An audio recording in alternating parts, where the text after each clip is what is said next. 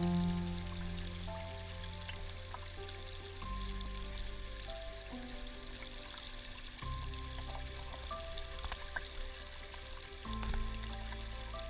you find yourself in a caregiving role, you are not alone. It is likely that many people you know are caregivers too. This role does not usually occur overnight and has been compared to a new occupation for which you have not received training. You have usually not applied for it, nor is it easy to quit. Taking care of a parent in particular is one of the hardest things one can do. I have been frequently amazed that a parent can take care of 3 or 4 children, but those same 3 or 4 children, as grown-up adults, have difficulty meeting their mother's needs. Rules for caregivers are not written in stone. However, some principles do apply.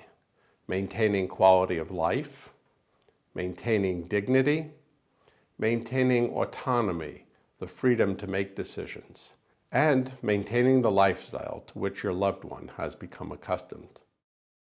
Difficulties arise in a somewhat predictable manner because they usually involve a change in roles. Functional loss in dementia is somewhat predictable, and typically the most difficult things we do tend to be affected first. Examples of this include driving and finances. From the patient's perspective, driving is freedom.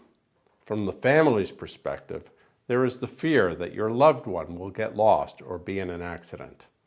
Other complex activities that have change in roles and may produce difficulties include taking care of the house, doing things in proper order, and remembering where things go. There is no one right answer to many problems. I usually think there is tension between what I would call father knows best versus freedom to fail. What is right in one situation may be wrong, even 2 hours later. Maintaining autonomy and taking over decision-making is quite complex. Again, principles do apply. There are no one-size-fits-all answers. One thing you need to keep in mind is that when it comes to major life decisions, you cannot put the veto power in the hands of the person least able to make the decision. A good example of this is the need to go from independent living to assisted living. It is clear to the family that change is coming.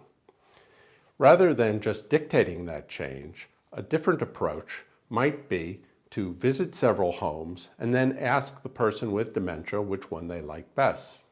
Another important thing is that if people feel helpless, they are likely to become depressed. Just dictating things to them may increase the likelihood that they become depressed.